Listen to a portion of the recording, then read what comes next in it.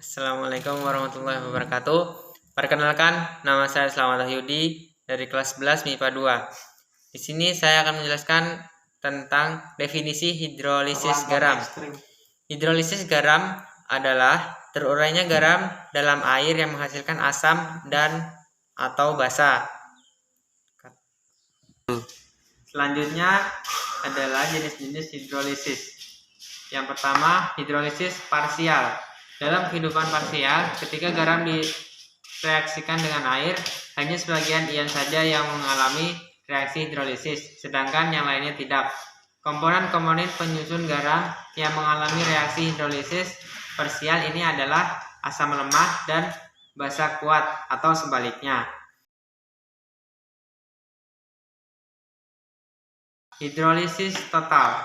Hidrolisis total ialah reaksi penguraian seluruh garam oleh air, di mana komponen garam terdiri dari asam lemah dan basa lemah, berdasarkan jenis-jenis ion yang dihasilkan ketika garam terlarut dalam air. Yang ketiga, hidrolisis anion.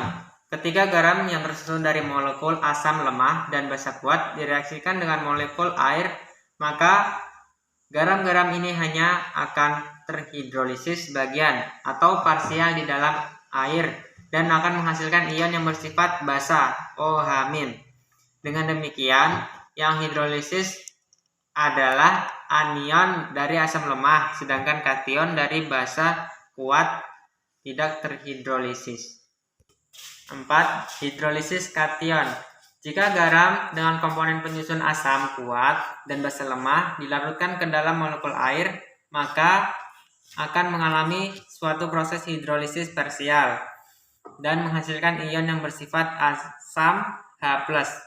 Hal ini diakibatkan karena hanya kation dari basa lemah terhidrolisis, sedangkan anion dari asam kuat tidak mengalami hidrolisis. 5.